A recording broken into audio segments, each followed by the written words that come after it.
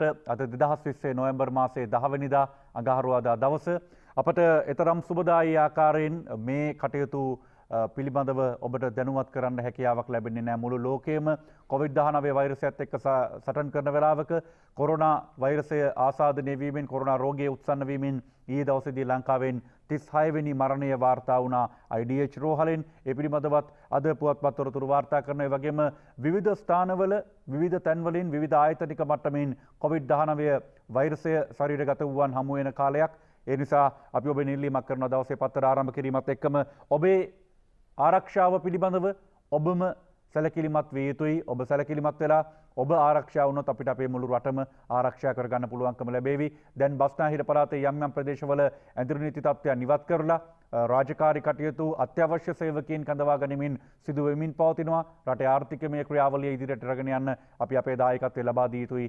සියලු ආරක්ෂිත කටයුතු සෞඛ්‍ය වැඩපිළිවෙළවල් ක්‍රියාත්මක වෙනවා. මේ හැමදේමත් එක්ක තමයි අපිට ඉදිරියට යන්න වෙලා තියෙන්නේ. අතර ඊයේ දවසේ තවත් ප්‍රදේශ දෙකක් හුදකලා කළා. ඒ දේවලුත් එක්කයි අද දවසේ පත්තර විස්තර ඔබට ගෙනෙන්න අපි සූදානම් වෙන්නේ. අපි යනවා මෞබිම පුවත්පතට ප්‍රධාන ශීර්ෂය විමසා බලන්නට. රිච්වේ ආර්ය ළමා රෝහල පැත්තටයි අපි යන්නේ. ළමා රෝහලේ වෛද්‍යවරුන් 5 දෙනෙකුට කොරෝනා, ආශ්‍රිතයින් 80ක් නිරෝධායනයට, හෙදියන් 2 දෙනෙකුට හා සුළු සේවකයන් 2 දෙනෙකුටත් ආසාදිතයි කියලා මෞබිම ප්‍රධාන ශීර්ෂයෙන් තොරතුරු වාර්තා කරනවා. මේ විදිහටයි තොරතුරු වැඩිපුර අපට අවධානය යොමු කරන්න සිදු වෙන්නේ. කොළඹ රිච්වේ ආර්ය ළමා රෝහලේ තවත් වෛද්‍යවරුන් 5 දෙනෙකුට, හෙදියන් 2 දෙනෙකුට සහ සුළු සේවකයන් 2 දෙනෙකුට කොරෝනා වෛරසය ආසාදනය වී තිබේ.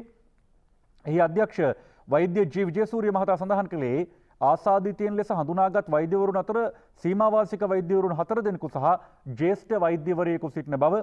එම වෛද්‍යවරුන් 5 දෙනා සහ එක් හෙදියක් පෙරේදා සහ 7 වෙනිදා කොරෝනා ආසාදිතයන් ලෙස හඳුනාගෙන ඇති අතර අනෙක් හෙදියන් සහ සුළු සේවකයන් 2 දෙනා කොරෝනා ආසාදිතයෝ විදිහට හඳුනාගෙන තියෙන්නේ ඊයේ දවසේ කියලා තමයි මෞබිම තොරතුරු වාර්තා කරන්නේ. ඒ අතර මෞබිම වාර්තා කරනවා අතිගරු ජනාධිපතිතුමන් කරන ඉල්ලීමක්, ජනතා සහාය ලැබුණොත් කොරෝනා ලෙහෙසියෙන්ම මඩින්න පුළුවන්. දැනුවත් කිරීම මාධ්‍ය වගකීමක්, පිළිපැදීම ජනතාවගේ වගකීමක් කියලා ජනාධිපතිතුමන් අවධාරණය කරන නිසා තමයි අපි හැම මොහොතකම මාධ්‍ය වගකීම ඉටු කරමින් ජාතික රූපවාහිනිය අපි ඔබ නිල්ලීමක් කරනවා. මේට්‍රෝ එක පරතරය තබා ගන්න, මුඛාවරණ පළඳින්න, දෑත් සෝදන්න, ඒ වගේම අත්‍යවශ්‍ය කාරණාවකට හැර නිවසින් බැහැරට යන්න එපා. ඔබට අත්‍යවශ්‍ය කාරණාවක් තියෙනවා නම් පමණක් නිවසින් බැහැරට යන්න. ඒ නිවසින් බැහැරට යන වෙලාවලත් ඔබ පුළුවන් තරම් මුඛාවරණ පළඳින්න, අත් සෝදන්න, මේ හැමදේම කරන්න කියන ඉල්ලීම අපි ඔබෙන් කරන්නේ. නිසා ජනතා සහාය ලැබුණොත් කොරෝනා ලේසියෙන්ම මඩින්න පුළුවන් බව තමයි ජනාධිපතිතුමන් සඳහන් කරන්නේ. මෞබිම එය වාර්තා කර තිබෙනවා. අපි මෞබිමටම අවධානය යොමු කරනවා. වැලිකඩ බන්ධනාගාරයේ පැත්තටයි අපේ අවධානය යොමු වන්නේ. මෞබිම ශීර්ෂ කීපයකින් වාර්තා කරනවා කොවිඩ් සම්බන්ධයෙන්. වැලිකඩ බන්ධනාගාර රෝහල ආසාදිතයින්ට වෙන් කරයි. බන්ධනාගාර රෝහල සම්පූර්ණයෙන්ම ආසාදිතයින් සඳහාම වෙන් කර තිබෙනවා. ආසාදිත නිලධාරීන්ගේ පවුල්වලට පොලිස්පතිගෙන් සහන පැකේජ්. පිටකටුවේ නාටාමිලාට කොරෝනා, මැනින් මාකට් එක යලි දැනුම් දෙනතුරු වසා තැබේ. අඟුලාන උතුර දකුණ වසා දැමේ. කළුතර පවුල් 2925ක් නිරෝධායනයේ සුවය ලැබූ ආසාදිතයෙකු මග දමා ගිහින් හුදකලා පැතිවල ගැබිනි හා අතදරුවන් සිටින පොලිස් නිලධාරීන්ට පඩි සහිත නිවාඩු. බස්නාහිර පොලිසියට වෙනම නිරෝධායන මධ්‍යස්ථාන 2ක් හුදකලා කර තිබූ කුරුණෑගල කුලියාපිටියේ වසම් රැසක් විවෘත කරයි කියලත් මෞබිම තොරතුරු වාර්තා කරනවා. අනුශීර්ෂ කීපයකින් අපි දිවයිනට අවධානය යොමු කරන එක පැත්තකින් අපට අහන්න ලැබෙනවා වැලිකඩ බන්ධනාගාර රෝහල සම්පූර්ණයෙන්ම කොරෝනා ආසාදිතයන් සඳහා වෙන් කර තිබෙන වේලාවක නීතිපතිවරයා ලබා දෙන උපදෙසක් සම්බන්ධයෙන් ඔය දිවයින ප්‍රධාන ශීර්ෂයෙන් තොරතුරු වාර්තා කර තිබෙන්නේ. කොරෝනා වැළැක්වීමට රිමාන්ඩ් සිරකරුවන් අපමත මුදා හරින්න අවශ්‍ය පියවර ගන්නයි නීතිපති වැඩ බලන පොලිස්පතිට දන්වයි කියලා දැනට රිමාන්ඩ් සැකකරුවන් විදියට, සිරකරුවන් විදියට ඉන්න අය අපමත මුදා හරින්න කියන නියෝගය තමයි නීතිපතිවරයා නිකුත් කරන්නේ. ඒ සඳහා අවශ්‍ය කටයුතු සූදානම් කරන්න කියලා වැඩ බලන පොලිස්පතිවරයාට දන්වා තිබෙන බව තමයි දිවයින තොරතුරු වාර්තා කරන්නේ. රට වසා දැමීම පහසු වුවත් ජනතාව ජීවත් කර ආර්ථිකය ආරක්ෂා කිරීම මගේ වගකීමයි. කොවිඩ් මර්ධන කාර්යසාධක බලකාය හමුවේ ජනපති කියයි. මෙරට සෞඛ්‍ය සේවයට ඉතා පහසුවෙන් කොවිඩ් මර්ධනය කළ හැකි බවත් අවශ්‍ය වන්නේ ජනතා සහාය බවත් ජනාධිපති ගෝඨාභය රාජපක්ෂ මහතා ඊයේ ජනාධිපති කාර්යාලයේ රැස් වූ කොවිඩ් මර්ධන කාර්යසාධක බලකාය හමුවේ පැවසිය කියලා දිවයින ඡායාරූපයක් සහිතව තොරතුරු වාර්තා කරද්දී අපි යනවා දිනමින ප්‍රධාන ශීර්ෂය වෙත. ඒත් ජනාධිපතිතුමන් කරන ප්‍රකාශයක් තමයි දිනමින ප්‍රධාන ශීර්ෂය බවට පත්වන්නේ. අපේ සෞඛ්‍ය සේවයට කොවිඩ් මඩින්න පුළුවන් රෝගය පාලනය කරමින් රට සාමාන්‍ය පරිදි පවත්වාගෙන යනවා ජනාධිපති ගෝඨාභය රාජපක්ෂ.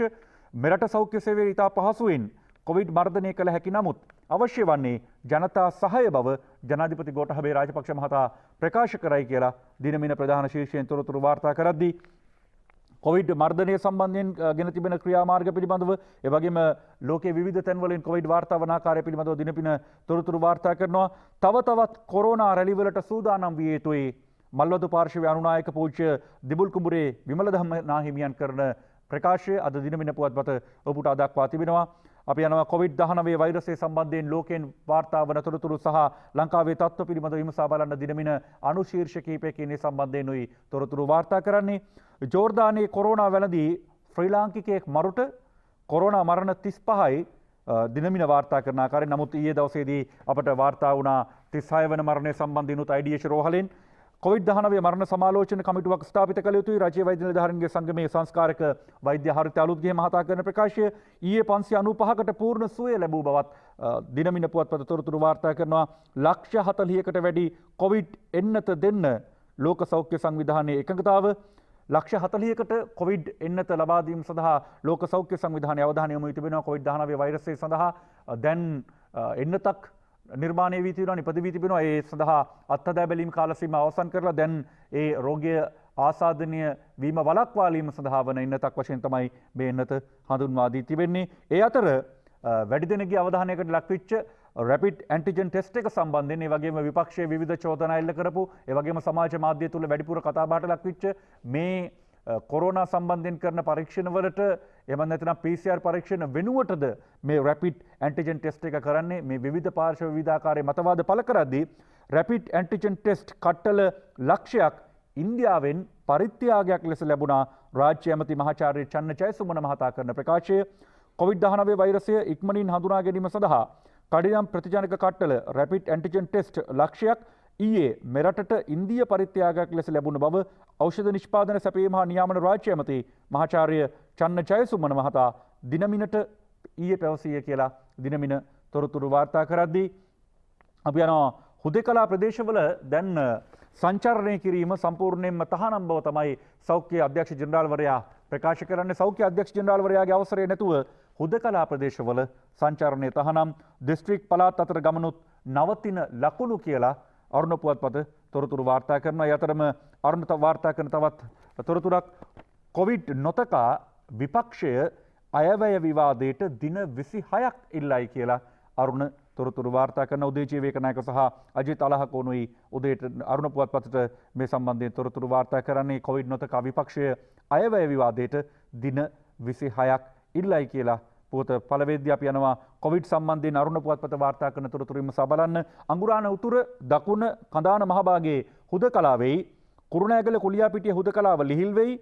ඊයේ 21ත් සමග පොලිසියේ 420ක් රෝහලේ සෞඛ්‍ය නිර්දේශ ලැබෙනතුරු මැනින් මාකට් එක යලි විවෘත නොවන බවත් බන්ධනාගාර ආසාදිතයින් 107 දක්වා ඉහළ ගොස් තිබෙන බවත් අරුණ පුවත්පත තොරතුරු වාර්තා කරනවා. ඒ අතර අරුණම වාර්තා කරනවා IDH රෝහලිනී අපට අහන්න ලැබුණා රාත්‍රිය වන විට 36 වෙනි කොවිඩ් මරණය IDH රෝහලින් වාර්තා වුණා. ඒ අතර වෛරසයට බියේ තවත් කතක් දිවි නහගෙන කියලත් අරුණ පුවත්පත තොරතුරු වාර්තා කරනවා. මේ දිවි නසා ගැනීම පිළිබඳව ඊයේ ජායලින් වාර්තා වුණා. ඒ වගේම මතුගමින් වාර්තා වුණා. මේ COVID-19 වෛරසය ශරීරගත වෙයි කියලා බියෙන් එක් අයෙක් දිවි නසා ගන්නවා. අනිත් කෙනා දිවි නසා ගන්නවා Tamanගේ බෑනාට සහ මිනිබිරියට COVID ආසාදිතය වුණාය කියලා.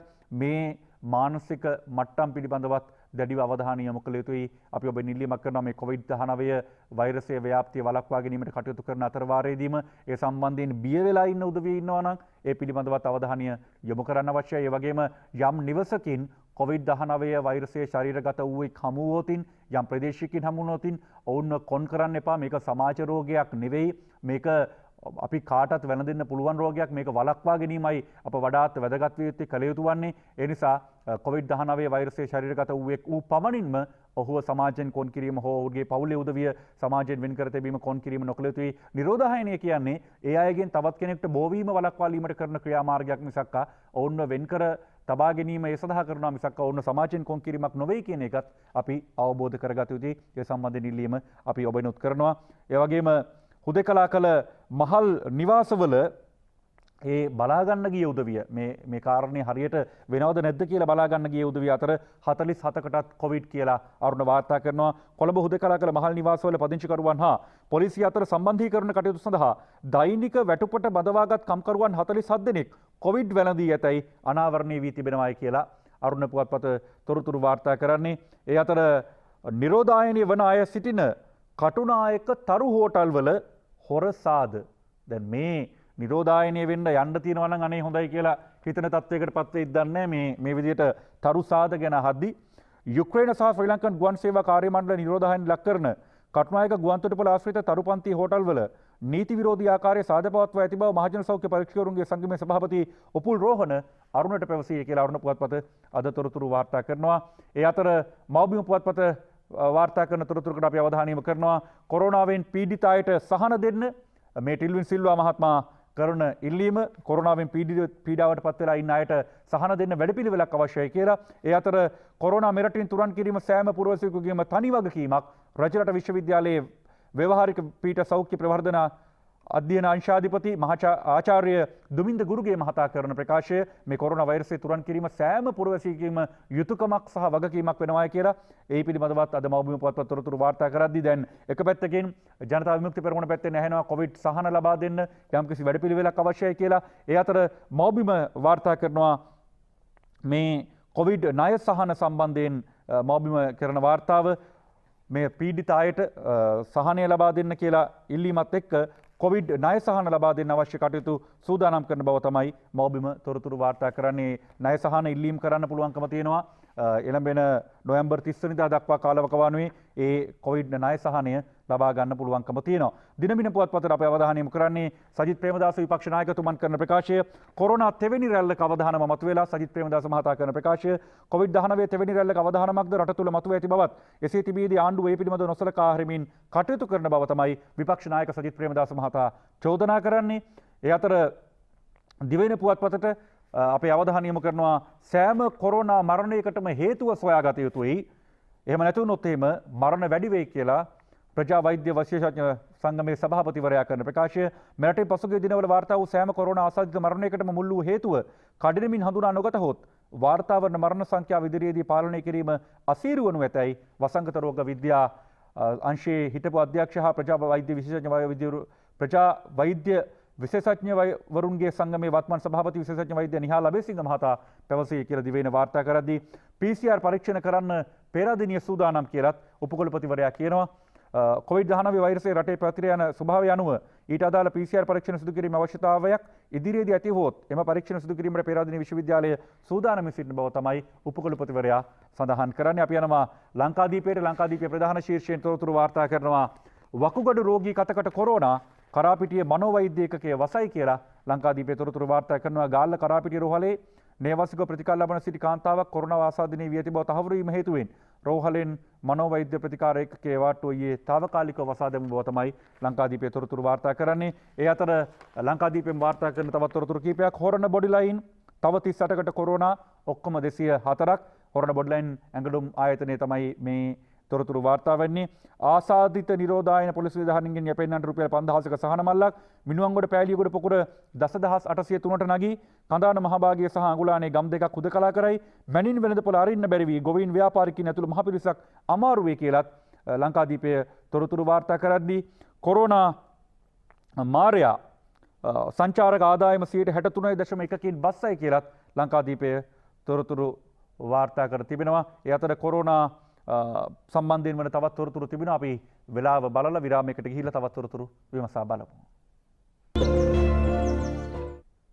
යලිත ඔබ දවසේ පතරත් එක්ක එකතු වෙන්නේ කොරෝනා හැදිලාදයි නොදැන වෛද්‍යවරිය ගමේ ගිහින් රන්සෑගොඩ මව පියා සොයුරිය නිරෝධායනයට කියලා ලංකාදීපයේ තොරතුරු වාර්තා කරන බොරැල්ල රිච්වි ආර්ය ළමාරෝහලේ වෛද්‍යවරියකට කොරෝනා වැළඳීම හේතුවෙන් මාතර මොළටින සෞඛ්‍ය වෛද්‍ය බල ප්‍රදේශයේ රන්සෑගොඩ දකුණු ග්‍රාම නිලධාරී වසමේ පදිංචි අයගේ මව පියා සහ සහෝදරියක ස්වයං නිරෝධායනයට යොමු කිරීමට එම ප්‍රදේශයේ සෞඛ්‍ය නිලධාරීන් පියවරගෙන තිබේ කියලා ලංකාදීපයේ තොරතුරු වාර්තා කරදී කොළඹ මහනගර සභා සේවක 85කට කොරෝනා සෞඛ්‍ය අංශ පිරිසක් දෙය අතර කියලා ලංකාදීපයේම තොරතුරු වාර්තා කරනවා. දැන් එක පැත්තකින් මේ විදිහට කොරෝනා සම්බන්ධයෙන් අවධානය යොමු වෙද්දී ඊයේ දවසේදී සමගි ජන බලවේගයේ පැත්තෙන් එහි 5 දිනකට නඩු දාන්න සූදානම් කියලා ජනාධිපති කොමිසම පැත්තෙන් අහන්න ලැබුණා. ඒ පිළිබඳව දිනමින වාර්තා කරනවා මේ විදිහට.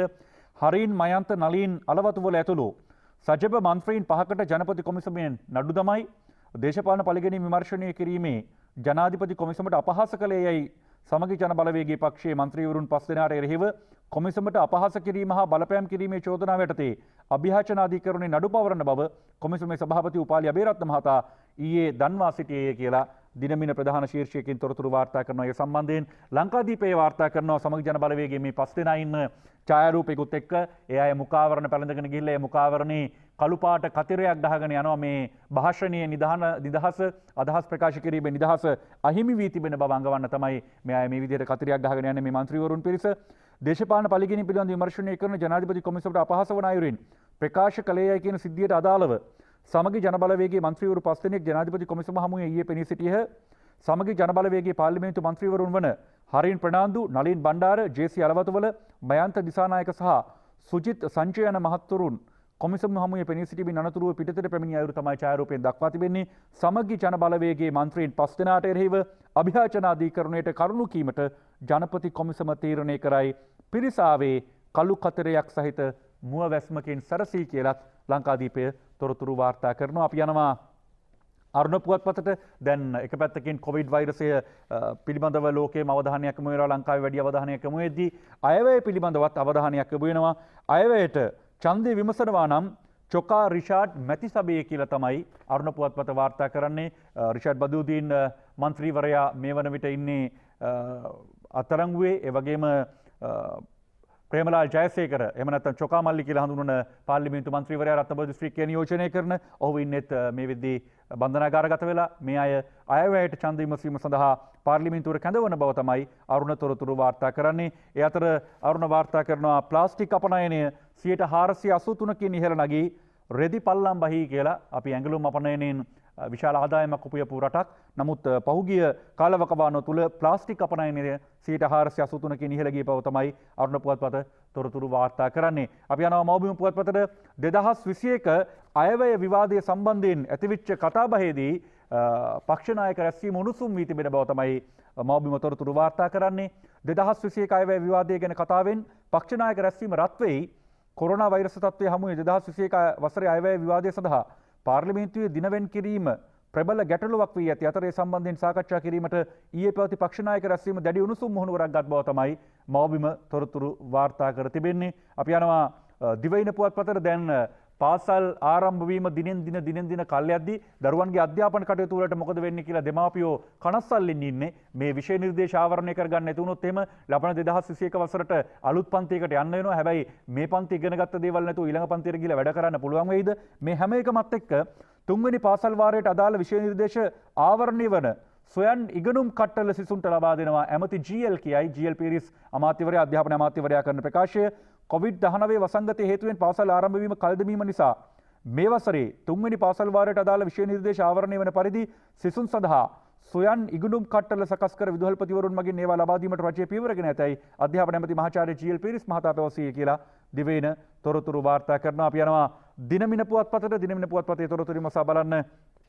ආණ්ඩුව නැගෙනහිර ජැටිය ඉන්දියාවට දෙන්න හදනවා.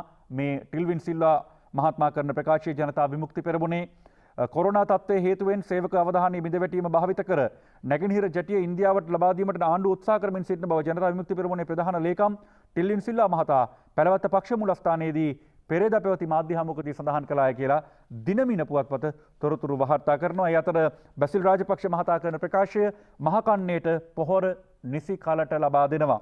මහකන්නේ වී ගොවිතැන සඳහා අවශ්‍ය පොහොර නියමිත කාලයට ගොවීන්ට බෙදා දීමට කටයුතු කරන්නයි ආර්ථික පුනර්ජීවන හා දරිද්‍රතාව තුරන් කිරීම සඳහා වන ජනාධිපති කාර්යසාධක බලකායේ සභාපති බැසිල් රාජපක්ෂ මහතා අදාළ අංශවලට උපදෙස් ලබා දුන් බව තමයි දිනමින තොරතුරු වාර්තා කර තිබෙන්නේ. ඒ අතර අපි යනවා අලුත් වාහන ලියාපදිංචි කරන්නේ කොහොමද? දැන් RME එක වහලා තිබුණා පහුගිය සතියක එකමාරක වගේ කාල සීමාව තුළ අලුත් වාහන ලියාපදිංචිය ඔන්ලයින් ක්‍රමයට සිදු කරන්න සූදානම් බව තමයි දිනමින පුවත්පත තොරතුරු වාර්තා කර තිබෙන්නේ. ඒ අතර රාජ්‍ය මුදල් කාරක සභාවේ සභාපති අනුර ප්‍රියදර්ශන යාපා මහත්මයා පත් වී තිබෙනවා. ඒ පිළිබඳවත් දිනමින තොරතුරු වාර්තා කරනවා.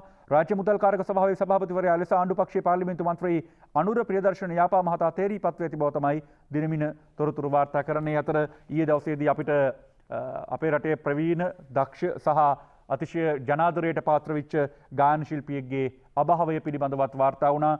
WD ආරියසිංහයන් අභාව ප්‍රාප්ත වෙයි කියලා මව්බිම පුවත්පත තොරතුරු වාර්තා කරන ජාතික රූපවාහිනිය වෙනුවෙන් අපි අපේ කනගාටුව සහ ශෝකය හේතුමන්ගේ පවුලේ උදවිය වෙත පුද කරනවා. WD ආරියසිංහ මහතා ඊයේ දවසේ තමයි අභාව ප්‍රාප්ත වුණේ. අපි දිවයින පුවත්පතට අවධානය යොමු කරනවා.